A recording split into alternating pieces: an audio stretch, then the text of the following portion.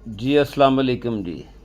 یہ جی بسنت بہاراں اور یہ معاشی ویل گھومنے کا نام، یہ گڈیاں میدان میں آ چکی ہیں۔ یہ ایک چھوٹا سا بچہ اس کو پکڑے کھڑا ہے، اور اس بارے میں حکومت پنجاب کے دعوے ہیں کہ یہ ایک معاشی ویل گھومے گا۔ بالکل ایسے ہی ہے، صحیح کہہ رہی ہے پنجاب گورنمنٹ۔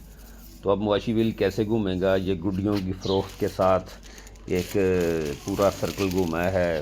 یہ کیو آر کوڈ لگا ہوا ہے، دکھائیے بیٹا، یہ دیکھیں، یہ اس کے اوپر کیو آر کوڈ لگا ہوا ہے جی۔ یہ گورنمنٹ کا رجسٹرڈ ہے، اس کا کچھ فیس ہوگی۔ اچھا، پھر اس کے بعد ہوٹلز بکنگ ہے جی۔ وہ اپنا میں نے تو ایک ہوٹل کا پیکج پڑھ رہا تھا جس میں لکھا ہوا تھا کہ جی 25 لاکھ میں 6 افراد کے لیے سب کچھ۔ وہ سب کچھ میں آپ بھی جانتے ہیں کہ سب کچھ کا مطلب کیا ہے۔ تو فلائٹس مہنگی، ہر چیز مہنگی، معاشی ویل گھوم گیا۔ اب اگلا کیا ہوگا؟ اگلا لاہ عمل یہ ہے کہ یہ گڈیاں جب کٹنے کے بعد لوگوں کے ہاتھ میں آئیں گی، بچوں کے ہاتھ میں آئیں گی، ماں باپ بچوں کو روکیں گے، وہ پھر بھی اڑائیں گے، اور پھر وہ پولیس گھر پہ آئے گی اور بچہ پکڑ کے لے جائے گی، پر اس کے ساتھ بھی معاشی ویل ہی گھومے گا۔ وہ وکیلوں کی دہاڑیاں لگیں گی، ضمانتیں ہوں گی، عدالتوں میں جائیں گے، پولیس کے پاس بھی پیسے جائیں گے نذرانے کی شکل میں، اور اس طرح ایک عدالت کے اندر بھی ممکن ہے گڈی ایکٹ کے تحت کہ کوئی نئے ججز برتائی کرنا پڑ جائیں۔